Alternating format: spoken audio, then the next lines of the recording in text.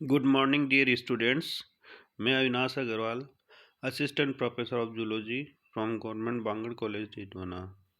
प्यारे विद्यार्थियों, आज हम orientation, navigation and homing in animals के चैप्टर 3 के बारे में जानकारी प्राप्त करेंगे। हमने ओरिएंटेशन में जो टैक्सिस मोमेंट है उसके अंतर्गत 4 मेथड पढ़ लिए थे। आज हम 5वां पढ़ेंगे, mnemotaxis. It was first describe by Kuhn नामक साइंटिस्ट ने इसको सबसे पहले बताया था। This is orientation based on memory that was studied by Niko Tinbergen with his experiment on digger wasp. तो यहाँ ये देखने वाली बात है, निमोटैक्सिस है। सबसे पहले तो इसको कुहन नामक वैज्ञानिक ने बताया, और ये किसके ऊपर बेस्ड है? मेमोरी के ऊपर। और इसके बारे में ज़्यादा डिटेल स्टडी किसने की है? निकोटिन बर्जिन ने। और ये किसके ऊपर काम किया गया है? डिगर वास्प के ऊपर काम किया गया है। Wasp circles around the nest and carries a memory map of the nest and its surroundings, which help it to accurately orient itself and return to the nest. यहाँ देखो जो ततैया या वास्प है वो अपनी मेमोरी के बेस पे अपने नेस्ट और उसके सराउंडिंग्स का एक मैप बना लेता है, और फिर उसके हिसाब से वो जब उड़ के कहीं जाता है तो वापस वहीं पे आता है। This is also called zonal orientation and geographical orientation, which involves distance, direction, and landmark that makes topography of the area and help the animal in homing to its nest। देखो यहाँ बहुत ही इम्पोर्टेंट चीज़ है कि यहाँ पर zonal orientation और geographical orientation भी ये शो करता है। कैसे? इससे ये डिस्टेंस कितनी कवर की है वो पता चलता है, किस डायरेक्शन में गया है, और इस दौरान कौन कौन से लैंडमार्क्स उसके आए हैं, जैसे कि रिवर्स है, माउंटेन्स है। तो इस प्रकार ये निमोटैक्सिस की घटना देखने को मिलती है। इसका अध्ययन अपने निकोटिन बर्जिन ने किया है, वास्प या ततैया के ऊपर किया है, और इसमें वो मेमोरी बेस्ड होता है। सबसे पहले इसके बारे में कुवन ने बताया था। Navigation and homing. Navigation, migratory animals which cover long distances either to reproduce or to escape from the harsh climate must find their way accurately over oceans, deserts, forests and mountains। तो हम यहाँ देखते हैं कि migratory birds है या migratory जो fishes है या कोई और दूसरे एनिमल्स है, वो एक स्थान से दूसरे स्थान पर अपने कुछ या तो विपरीत परिस्थितियों से बचने के लिए या फिर कुछ रिप्रोडक्शन के लिए करते हैं। तो इसके लिए वो कोई समुद्र है या आपके रेगिस्तान है, जंगल है या पर्वत है, उन सबको पार करते हैं, और इस दौरान वो बहुत ही लंबी दूरी तय करते हैं। तो कुछ ना कुछ तो उनके अंदर सिस्टम होना चाहिए।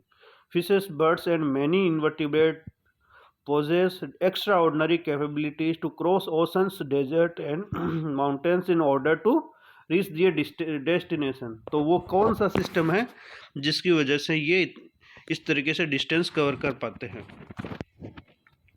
Invertebrates such as crustaceans,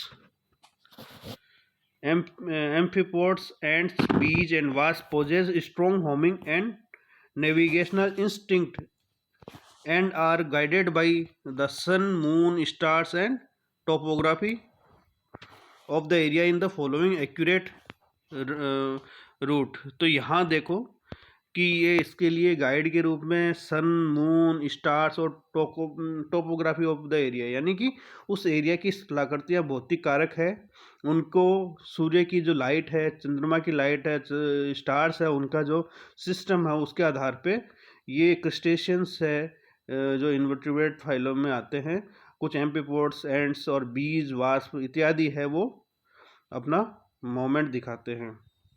monarch butterflies migrate thousands of kilometres from Canada to Mexico to escape harsh winter and return back accurately to the same place.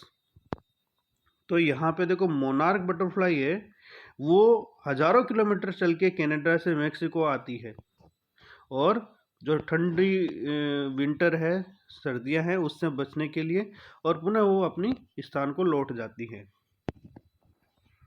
और इसके बाद हम देखते हैं फिश माइग्रेशन कि मछलियों में किस प्रकार माइग्रेशन देखने को मिलता है। How fishes find their way in huge expanses of sea and reach their destination which lie thousands of kilometre away has a mystery. तो यहाँ देखो मछलियाँ हैं समुद्र के अंदर, जो कि एक विशाल पानी की जलराशि है, जहाँ पर कोई लैंडमार्क्स जैसी स्थिति देखने को नहीं मिलती। वहाँ से ये किस प्रकार एक जगह से दूसरी जगह तक माइग्रेट करते हैं, ये अपने आप में एक पहेली है। It is believe that they orient by the position of stars and moon in the night sky and sun in the day time to find the direction of swimming. देखो मछलियाँ भी कितनी समझदार होती है, जो तारों और चंद्रमा की रोशनी में रात को और सूर्य की रोशनी में दिन में स्विमिंग की डायरेक्शन है वो पता चला लेती है। They also make use of temperature gradient and ocean current. यहाँ इंपॉर्टेंट चीज़ हो रही है कि टेम्परेचर के अंदर जो बदलाव आते हैं, जैसे समुद्र में एक साइड पानी है, उसका टेम्परेचर 15 है, एक साइड 10 है, 5 है, तो उसका भी उनको बॉडी से पता चल जाता है।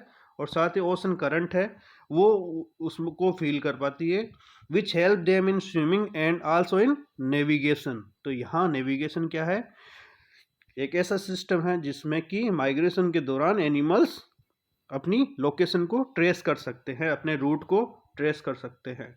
However, it has been experimentally proven by A.S. Hessler that salmons are guided by the order of their parent stream during return journey। देखो यहाँ जो सालमन मछली है उसमें उसके पेरेंट्स उसको अपने बच्चों को प्रोड्यूस करने के बाद जिंदा नहीं बचते हैं, तो वो जो बच्चे हैं उनको कोई गाइडेंस नहीं होता वापस लौट कर आने का। तो ये इनके जो पेरेंट्स की जो ऑर्डर या गंध होती है उस स्ट्रीम में, उस धाराओं में, उसके द्वारा वो गाइड होते हैं। ऐसा A.S. हेस्लर नामक वैज्ञानिक ने एक्सपेरिमेंट करके इसे प्रूव किया है। तो इस प्रकार फिश माइग्रेशन का हमने इतना देखा है। अब आगे का फिनिश करते हैं। Odour map gets imprinted in their brain when they migrate as larvae from tributaries to the sea, and they can navigate back from sea using this order map when they become adult। तो यहाँ एक बहुत ही important चीज़ है imprinting. Imprinting का अर्थ है कि बचपन की जो कुछ ऐसी अवस्था होती है जिसमें कि वो किसी भी स्टिमुलाई को ग्रहण करने के लिए सबसे ज़्यादा सेंसिटिव होता है, उस समय अगर कोई उसके सिखलाई मिलती है, उसको कोई सीख मिलती है, अनुभव मिलता है, तो वो उसके पूरे जीवन पर्यंत एक छाप के रूप में, अमिट छाप के रूप में उसको याद रहता है। तो यहाँ ये लार्वी अवस्था में जब ये जो नदियों की जो धाराएं होती है वहाँ से ये समुद्र की तरफ जाते हैं, तो यहाँ पे इनको वो मैप के रूप में याद रह जाती है। और ये जब वापस ये आते हैं समुद्र से, तो वो मैप की तरफ उसको वापस गाइड करती है। Ills can also migrate to Sargasso Sea using similar order maps, but how their larvae leptocephali find their way back to the river mouths crossing vast stretches of Atlantic Sea is a mystery। अब यहाँ देखो वो तो था एक अनुभव था, यहाँ ये है जेनेटिक इम्प्रिंटिंग की बात कर रहे हैं कि इसमें इनको माइग्रेशन की जो सूचना है वो जीन्स के द्वारा उनके माता पिता से संतान में ट्रांसफ़र होते हैं, और वो जो जेनेटिक क्लॉक है वो टाइमली और कुछ विशेष प्रकार की जो फिजियोलॉजिकल और एनवायरमेंटल चेंजेज आते हैं उनकी वजह से वो एक्टिव होती है और उसको गाइड करती है। ऐसा आपने ईल्स के अंदर देखने को मिलती है, जिनकी जो लेप्टोसेफेलाई लार्वी व्यवस्थाएं जो होती है वो वापस इसी मैप का यूज करते हुए माइग्रेट करती है। Probably their parents leave some kind of odour trails during their journey. तो यहाँ पे भी जो ऑर्डर है यानी गंध है, जो पेरेंट्स की जो गंध है, क्योंकि ये हजारों लाखों करोड़ों की संख्या में माइग्रेट करते हैं एक साथ, तो निश्चित ही इनकी जो गंध है या इनका जो वेस्ट मटेरियल होता है वो उसकी गंध है वो ओशन के करंट्स के अंदर विद्यमान रहती है और ये जो उस गंध को महसूस कर सकते हैं और उसी के सारे माइग्रेट कर पाते हैं। तो इस प्रकार हमने होम नेविगेशन, होमिंग एंड यहाँ पे नेविगेशन और होमिंग के बारे में बेसिक जानकारी पूरी अच्छे से प्राप्त की है कि फिश के अंदर नेविगेशन क्या होता है और आगे हम बर्ड्स के अंदर भी इसका पढ़ेंगे। तो नेविगेशन का सीधा साधा अर्थ यही है कि कोई भी एनिमल किस प्रकार अपने मूल स्थान से किसी अन्यत्र वो जब गमन करता है और साथ ही जब वो वापस अनुकूल परिस्थितियाँ आती है तो वो अपने स्थान को लौट जाता है।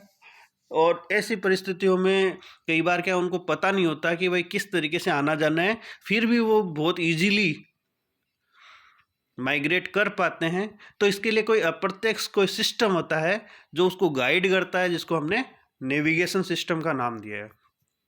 तो इसमें मून्स है, स्टार्स है, अपने सनलाइट है, सूर्य है और उसके अलावा ऑर्डर या गंध है, टेम्परेचर है, ओशन की करंट है, इस तरीके की या टोपोग्राफिकल लैंडमार्क्स जो होते हैं उनकी सहायता से वो माइग्रेशन कर पाते हैं, नेविगेशन कर पाते हैं। तो इस प्रकार हमने नेविगेशन चैप्टर को पढ़ लिया है। थैंक्स। नेक्स्ट चैप्टर में बर्ड्स के बारे में पढ़ेंगे।